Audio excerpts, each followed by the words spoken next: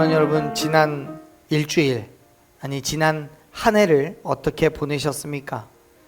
오늘은 우리 교회 창립 기념 주일인데요. 벌써 7주년이 됐어요. 지난 7년이라는 시간 동안에 우리는 하나님의 발음, 하나님의 공의를 따라 살아가기 위해서 무던히 애를 썼는데요. 힘들고 어렵고 지치는 시간들이었지만 그럼에도 불구하고 지금 이 시간까지 우리는 함께하고 있습니다.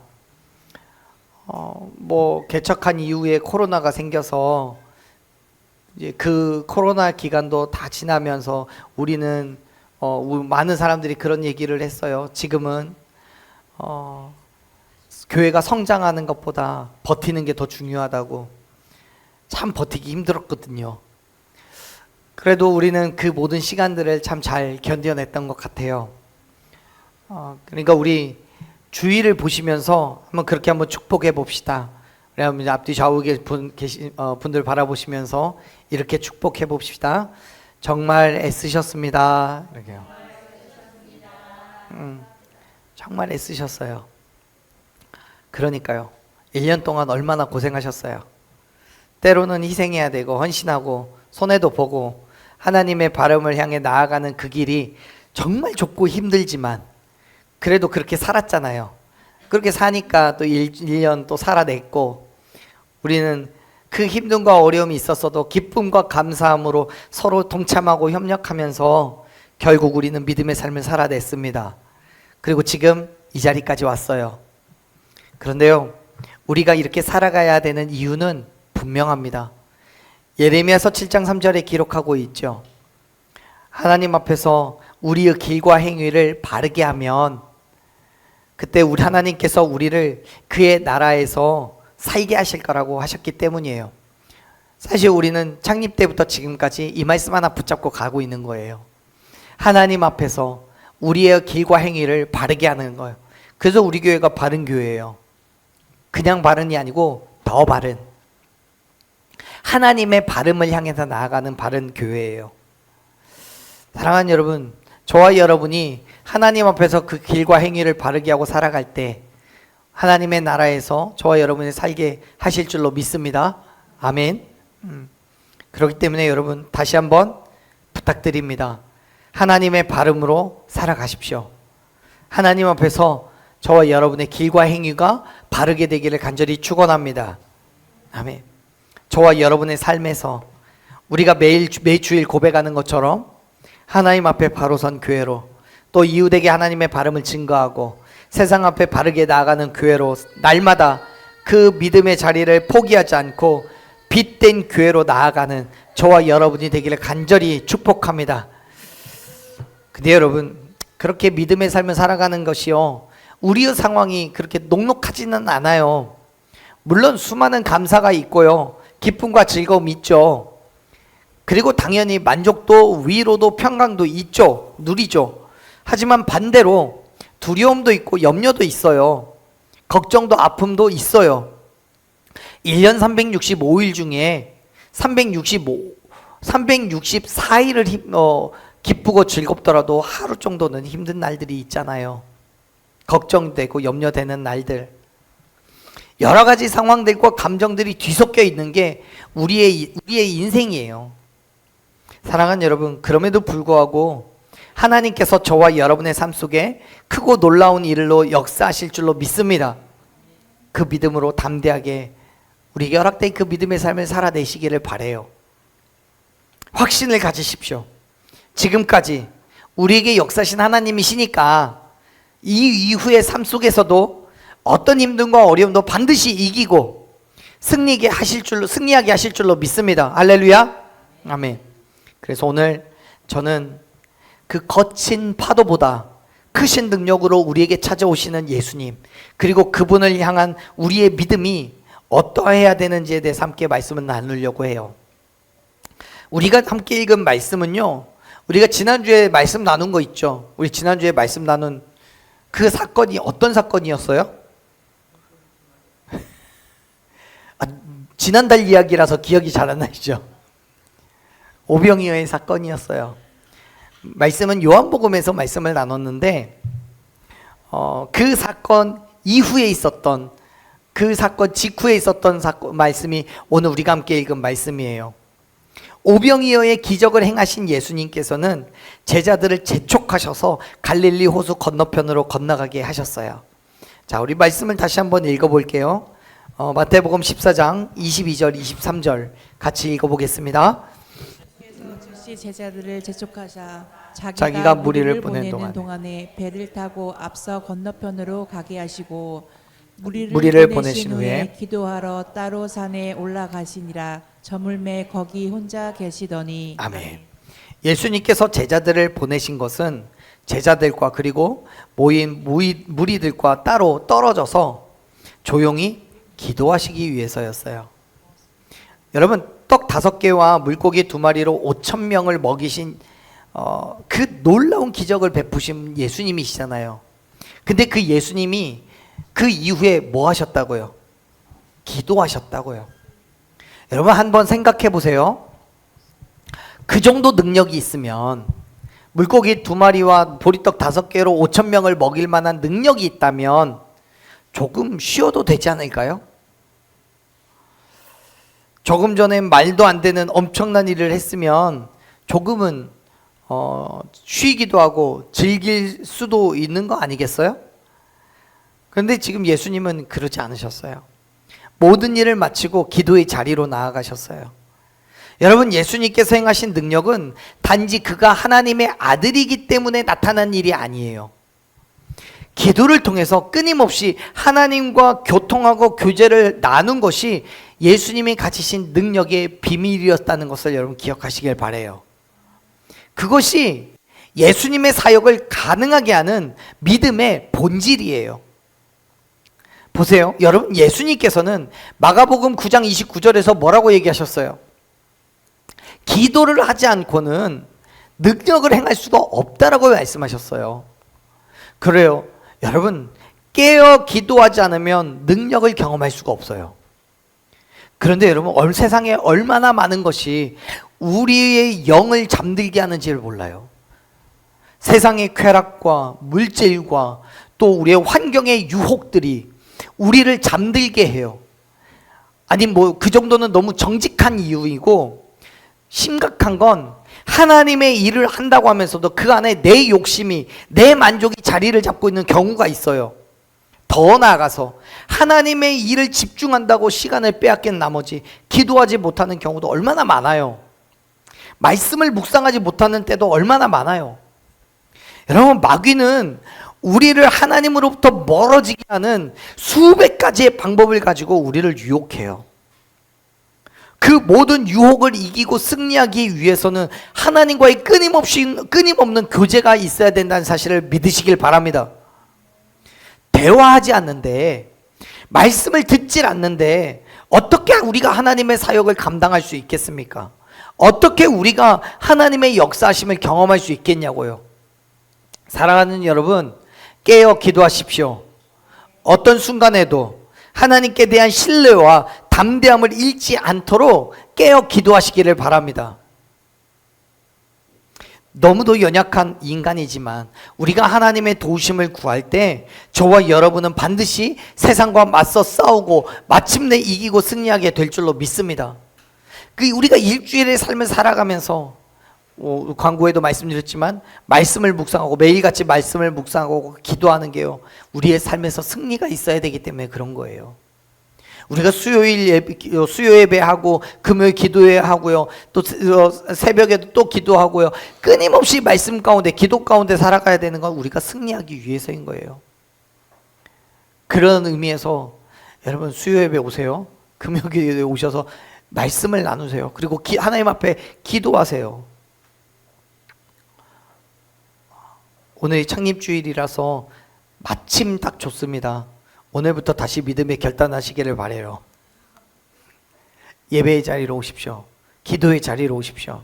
물론 계신 그곳에서도 기도하고 예배하시지만, 말씀을 나누시지만, 하나님 앞에서 그 십자가 밑에서 우리가 함께 모여 기도하고 함께 모여 말씀을 나누는 그 시간을 여러분 귀하게 여기시기를 바랍니다.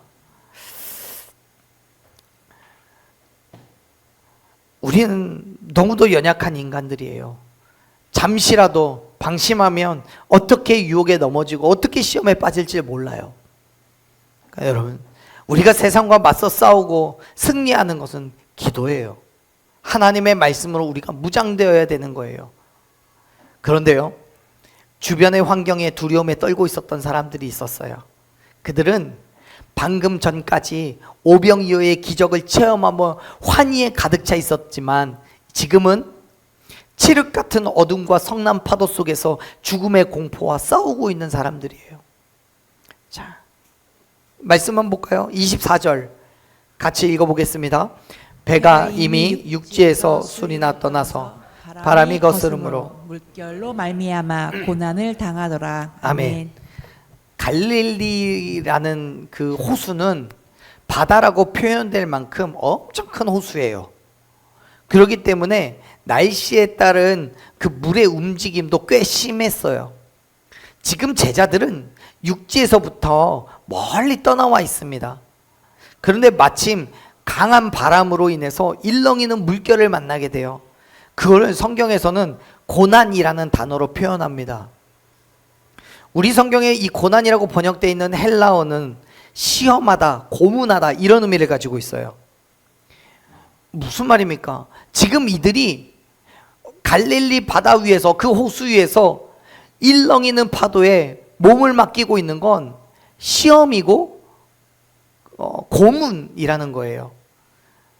어떤 게 진짜인지, 이들이 가지고 있는 그 믿음이 진짜인지 가짜인지를 시험하겠다는 거예요. 고문하고 있다는 거예요. 여러분, 제자들이 갈릴리 바다 위에서 경험하고 있는 거는 그들에게 있어서는 큰 고난이었어요. 시험의 거리였어요. 그들의 믿음이 진짜인지 그렇지 않은지를 시험받고 있는 거예요.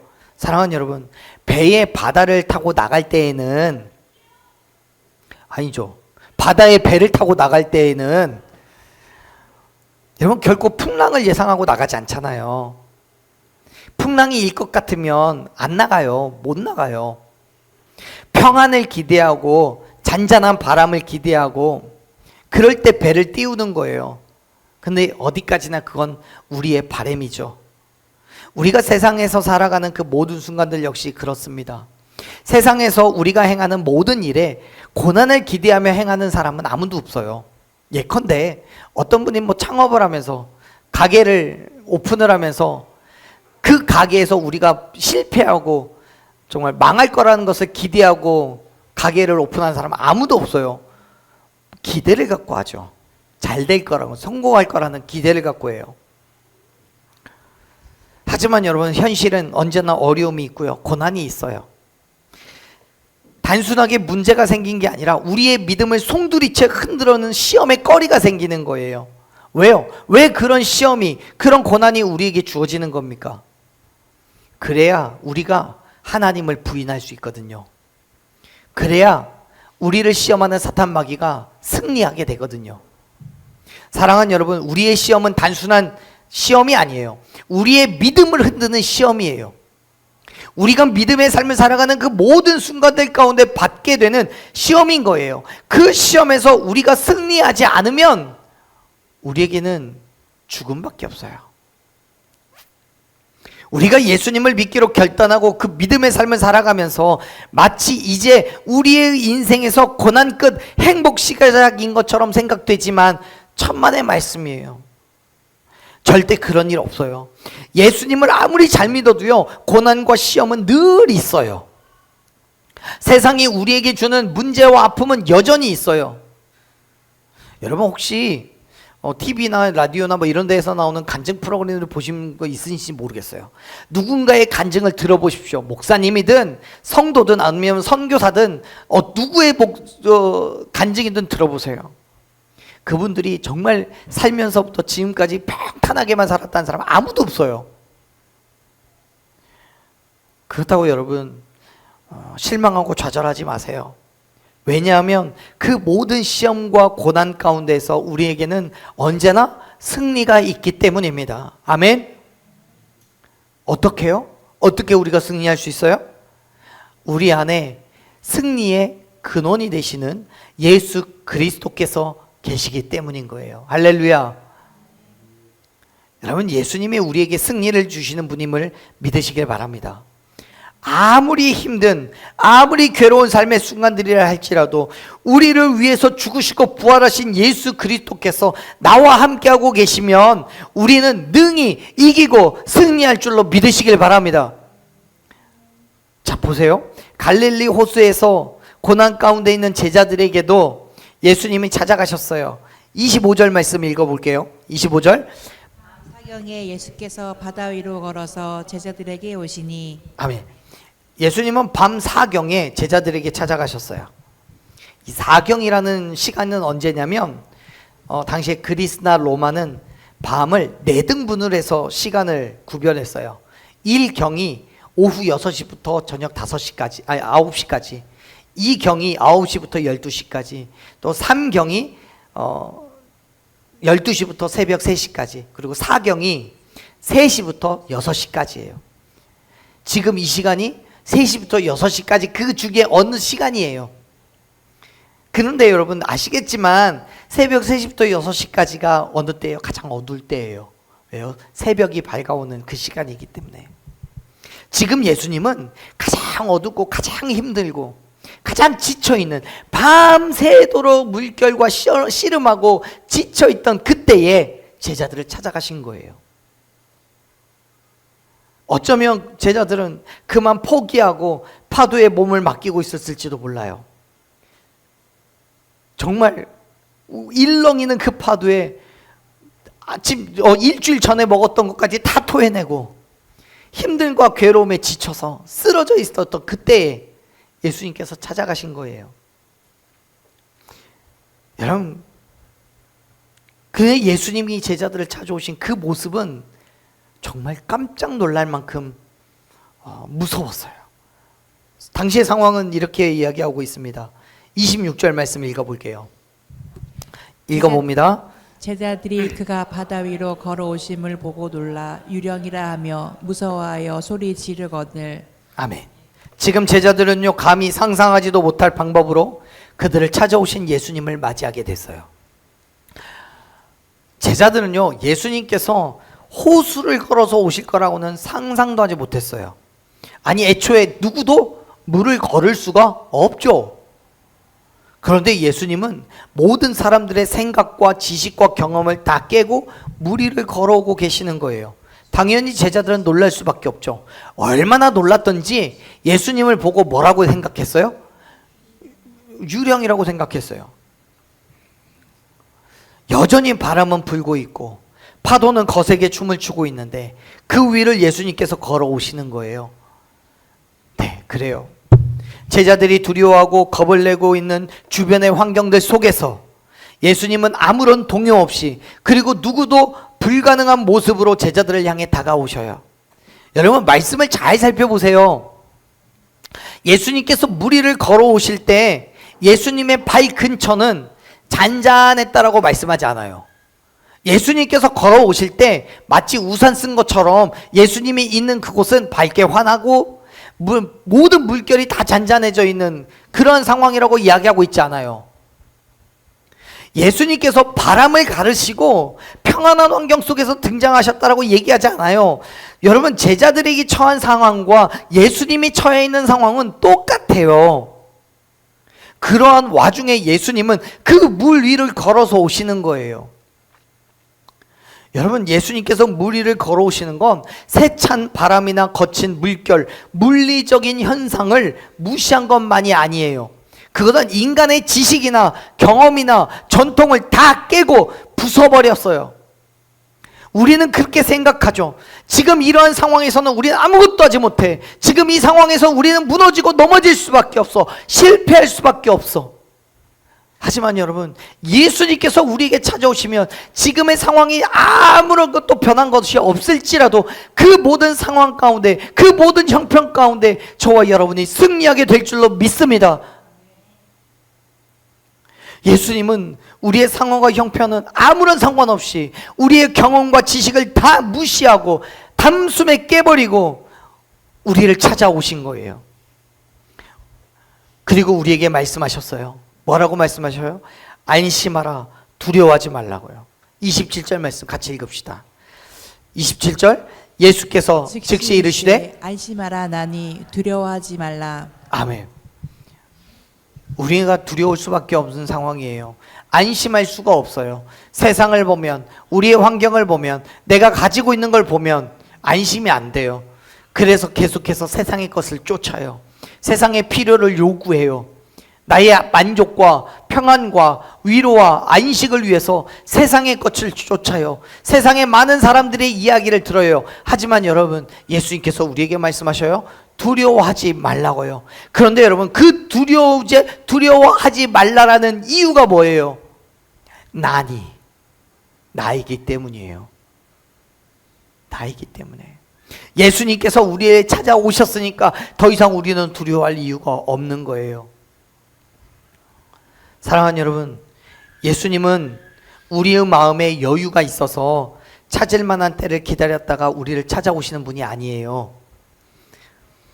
예수님께서는 모든 사람의 예상에 빗나가지 않게 날씨가 좋은 때에 안전한 배를 타고 오시는 분이 아니에요.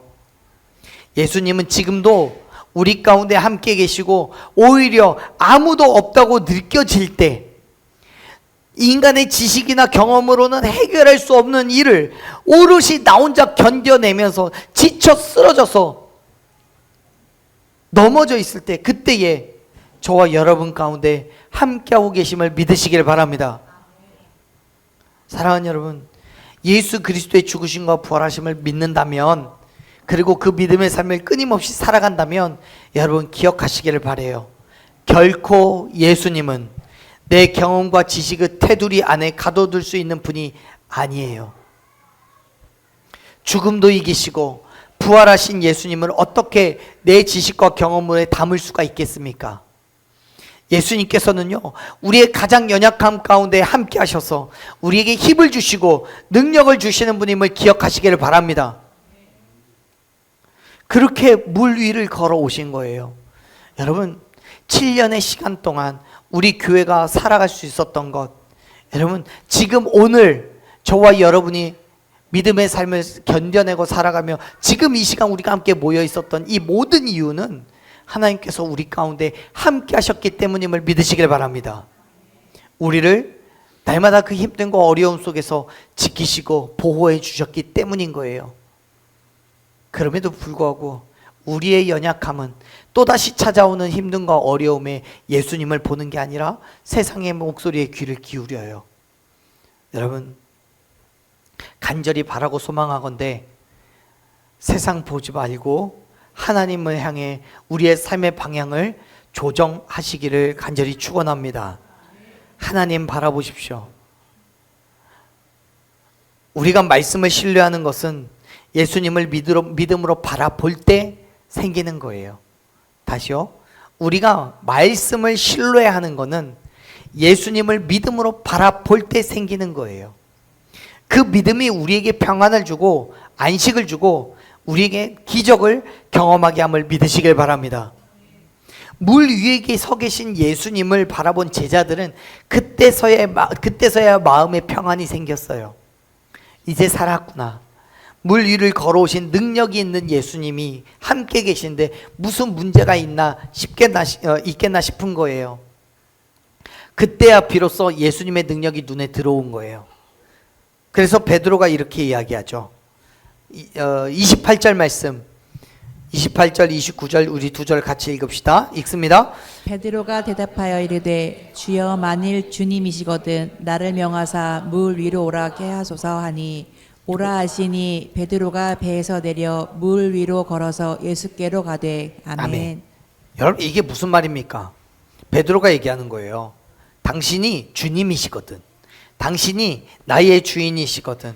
지금 내 눈앞에 서 계신 당신이 하나님의 아들이시라면 나도 물 위를 걷게 해주세요 라고 말하는 거예요.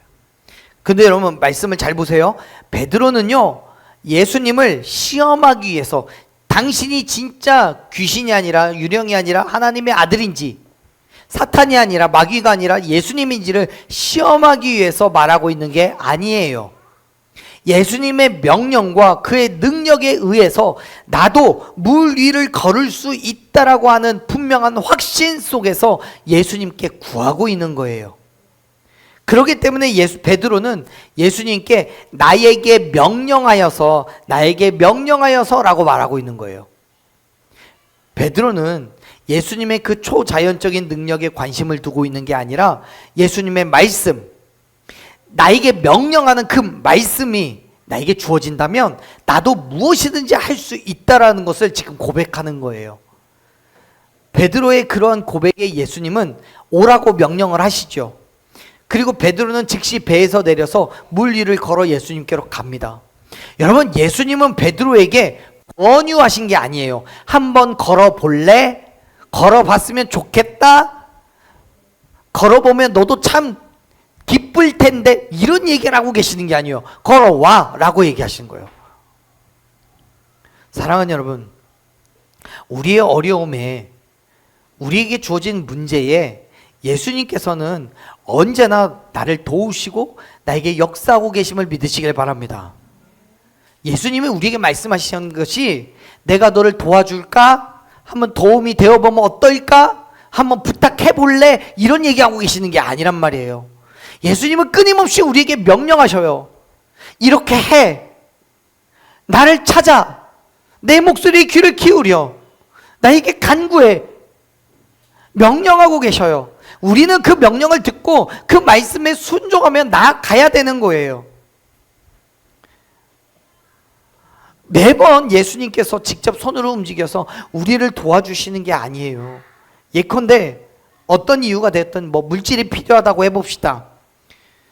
예수님 앞에 간구하죠. 예수님, 저 돈 필요해요. 돈 주세요. 그러면 어느 날 갑자기 예수님께서 옛다 하고 돈꾸러미 던져주시는 게 아니란 말이에요. 예수님은 우리에게 어떤 일을 하도록 명령하실 뿐이고, 그 명령에 순종하여서 우리가 나아갈 때 저와 여러분이 기적을 경험하게 될 줄로 믿으시길 바랍니다. 더 정확하게 말하면요, 예수님의 명령에 우리가 행하는 거예요. 모든 문제에, 모든 어려움에, 이 땅에서 겪게 되는 모든 고난에 예수님은 명령하시고 그 명령에 우리가 행함으로써 모든 문제가 해결되는 거예요. 그 행함의 근거가 우리는 뭐라고 부르냐면 믿음이라고 부르는 거예요. 물 위를 걷겠다는 베드로의 바람에 예수님께서는 다리를 놓아주신 게 아니에요. 물 위에 엎드려서 올라타라고 하신 게 아니에요. 예수님은 단지 오라고, 걸어보라고 명령하셨을 뿐이고, 베드로는 믿음으로 자기의 발을 물 위에 올려놓은 거예요. 그것이 베드로의 행함이었고, 그 행함에 물 위를 걷는 기적이 나타났음을 믿으시길 바랍니다. 사랑하는 여러분, 믿음은 부르짖는 기도와 말씀에 순종하는 거예요. 믿음은 부르짖는 기도와 말씀에 순종하는 거예요. 기도하지 않으면 하나님의 음성을 들을 수가 없어요. 순종하지 않으면 기적은 일어나지 않아요. 삶의 모든 어려움 순간들마다 예수님께 우리가 부르짖을 때 그 우리의 기도를 들으시고 응답하심을 여러분 믿으시길 바랍니다. 그 응답이 때로는 우리의 경험과 우리의 지식과 우리의 생각과는 다를 수 있어요. 하지만 그 말씀에 우리가 순종하며 나아갈 때 기적을 경험하는 거예요. 어쩌면 베드로는 나도 물 위를 걷고 싶어요 라고 얘기했을 때 물 위에 찰방찰방하게 다리가 놔졌으면 좋겠다라고 생각했을지 몰라요. 베드로는 어쩌면 베드로는 예수님이 자기의 손 잡아주시고 함께 걷기를 바랬을지도 몰라요. 하지만 예수님은 베드로의 그러한 바람과는 전혀 상관없이 그냥 걸어라 라고 말씀하셨을 뿐이에요.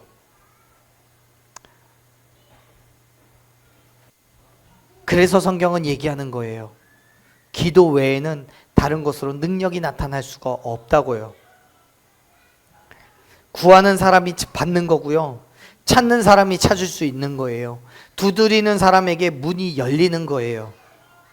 예수님의 말씀에 우리가 정말 믿음으로 행하면, 발을 물 위에 올려놓고 일어서면 그때부터는 예수님께서 역사하심을 믿으시길 바랍니다. 아니 어떻게 물 위를 걷게 해달라고 하면서 그 자리에 가만히 앉아 있냐고요. 걸어야죠. 걷게 해달라고 했고 예수님이 그래? 그럼 이리 와 라고 말씀하셨으면 일어나서 걸으면 되죠. 물 위에 발을 올려놓아죠. 그게 믿음인 거예요. 사랑하는 여러분, 예수님은 오늘 또 저와 여러분에게 오라고 말씀하십니다. 물 위를 걸으라고 말씀하십니다. 그 말씀에 믿음으로 순종하시기를 바랍니다. 예수님께 무엇인가 부르짖는 것이 있다면 분명하게 믿음의 행함을 우리에게 요구하고 계세요. 그렇다면 그 믿음대로 발을 떼시기를 바라요. 물론 지금은 그 문제가 여전히 해결되지 않을 수 있어요. 어쩌면 더 큰 어려움이 찾아올 수도 있어요. 하지만 하나님께서 우리에게, 예수님께서 우리에게 명령하셨다면 담대하게 그 물 위로 발을 올려놓으세요. 28절에서 베드로가 예수님께 물 위를 걷기를 요청했을 때도 여전히 물은 요동치고 있는 중이에요. 하지만 베드로의 눈에는 그게 안 보여요. 문제되지 않아요. 왜요? 이미 예수님께서 그 모든 걸 극복하고 계시니까. 29절에서 베드로가 예수님의 명령을 듣고 발을 물 위에 올려놓았을 때에도 파도는 여전히 넘실거리고 있었어요. 바람도 여전히 세차게 불었어요. 앞에도 말씀드렸지만 예수님께서 물을 걷고 계신다고, 물 위에 서 계신다고 파도가 잠잠해지고 있는 게 아니라니까요. 베드로가 예수님의 명령에 따라 발을 물 위에 올려놓았을 때도 마찬가지예요. 그렇죠. 여러분, 우리가 예수님의 명령에 그 즉시 행한다고 해서 모든 문제가 해결되지 않아요. 아무리 물 위에 발을 올려놓아도 파도는 잔잔해지지 않아요. 여러분, 우리가 예수님께 뭔가 기도의 응답을 바라고 기도했다고 할지라도 정말 빈 가방에서 비둘기를 꺼내는 마술사처럼 능력이 나타나지 않을 수 있어요.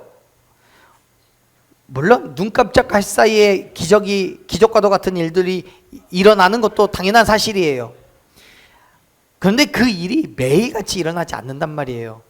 대부분의 경우는 언제 응답된지도 모를 정도로 자연스럽게 이루어져요. 하지만 여러분, 그럼에도 불구하고 발을 내딛는 거예요. 물 위에 믿음으로 올려놓는 거예요. 그게 믿음이에요. 자, 보세요. 배 위에 최소한 12명의 제자들이 있었어요. 그 모든 제자들이 28절에 베드로의 요구를 들었고 29절에 예수님의 명령도 들었어요. 그런데 정말 발을 들어서 물 위에 올라선 사람은 베드로 한 사람이에요. 그 담대한 믿음의 부르짖음과 행함에 예수님께서 역사하신 거예요. 사랑하는 여러분, 믿음으로 나아가시기를 바랍니다.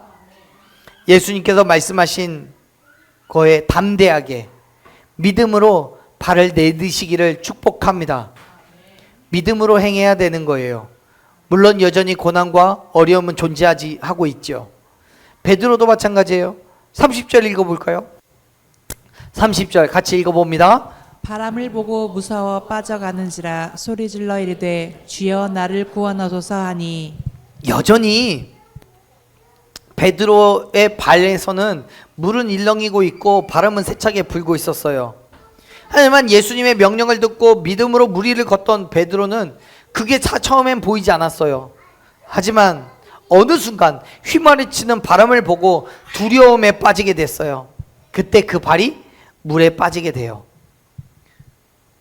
그 순간 베드로의 눈에 비친 거는 물 위에 계신 예수님이 아니라 자기 주위로 몰아치는 바람과 발등을 올라서는 물이었어요. 사랑하는 여러분, 우리의 눈에 예수님이 아니라 고난이 보이게 되면, 세상이 보이게 되면 우리는 그 고난 가운데로 빠져들게 되는 거예요. 그거는 배 위에 있을 때 느끼는 고난과 차원이 달라요. 더 큰 어려움과 더 큰 고난이 돼요. 왜요? 지금은 물 위에 있으니까. 배 위에 있을 때는 예수님을 보지 않더라도 그 배 때문에 어느 정도 안전을 누리게 되죠. 배니까. 하지만 물 위에 서 있다면 그 무엇도 우리를 붙잡아 줄 수 있는 게 없잖아요. 오직 예수님만이 우리의 손을 붙잡아 줄 수 있음을 여러분 믿으시길 바랍니다. 그렇기 때문에 사랑하는 여러분, 예수님만 보는 거예요. 믿음으로 담대하게 예수님만 바라보는 거예요. 세상의 어려움이 내가 걷는 고난이 아무리 크다고 할지라도 세상을 통해서 문제를 해결할 수가 없어요. 해결을 하더라도 그건 근본적인 해결이 아니에요. 보세요. 베드로가 비록 물 위를 걷는 기적을 경험했지만 그의 시선이 예수님이 아니라 넘치는 파도에 머물렀을 때 그가 물을 빠지게 됐다니까요. 파도는 여전히 존재해요. 베드로만 그래요? 다른 제자들도 마찬가지예요. 예수님을 보지 않으면 언제든 물에 빠질 수밖에 없어요. 사랑하는 여러분, 예수님의 말씀을 듣고 그 말씀에 순종하며 여전히 어려움이 있다 할지라도 믿음으로 한 걸음 한 걸음 내디딜 때 저와 여러분은 승리를 경험하게 될 줄로 믿습니다. 기적을 경험하게 될 줄로 믿습니다. 왜요? 우리의 모든 문제들은 오직 예수 그리스도만이 해결할 수 있기 때문이에요.